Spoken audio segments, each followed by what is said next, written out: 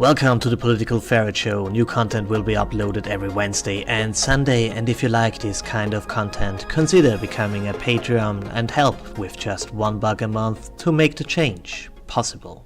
Inequality is of course everywhere because it makes a wonderful study object, it seems. So today we're gonna talk about step poor and step rich nations, the activity inequality. I shit you not. This is a study done by Stanford in 2017. So I will not read the whole article for you, but they found out very interesting things. One of which is that a lack of activity might lead to obesity.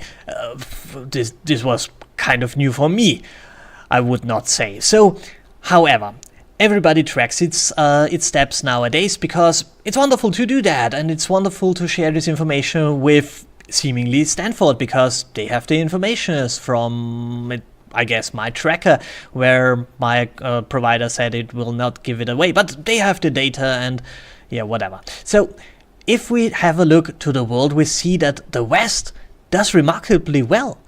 I mean, well, the scale ends at 6,000, even on a very weak day, I'm beyond the scale, so I feel really good for that. So you see, China does really good, Russia does really good, Europe and America does also really good, Australia does really good.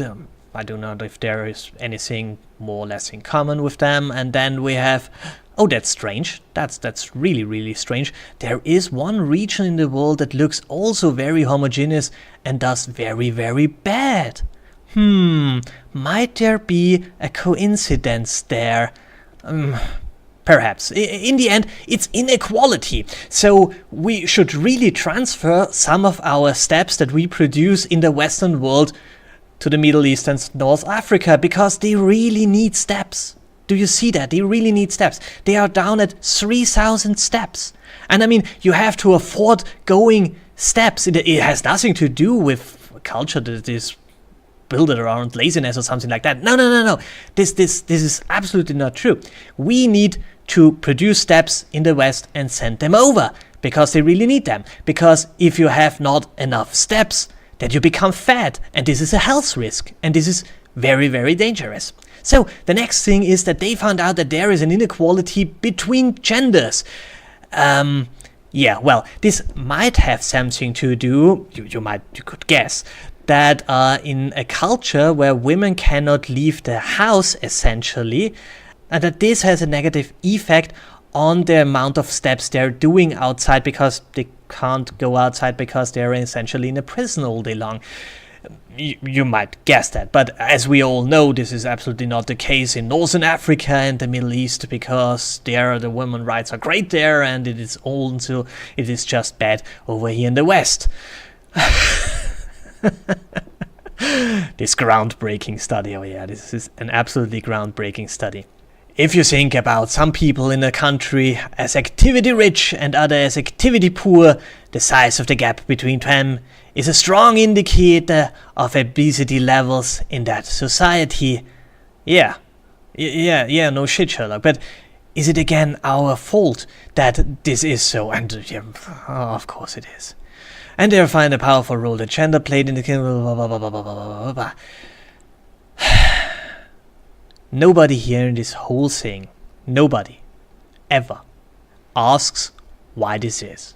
Is it possible that this has something to do with culture? Nobody cares.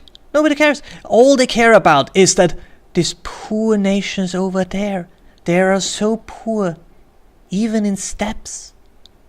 Yeah. And why is that? Why is that? Nobody asks that. I think it is hilarious. It is absolutely hilarious. It is absolutely crazy. It's going outside and running around your own block. It's not more. It is nothing. We do not have to help those people. They would increase this level if they go out and walk around the block. That's all. Yeah, that's all. And maybe, just maybe, most of their problems can be solved if they start to do something against it.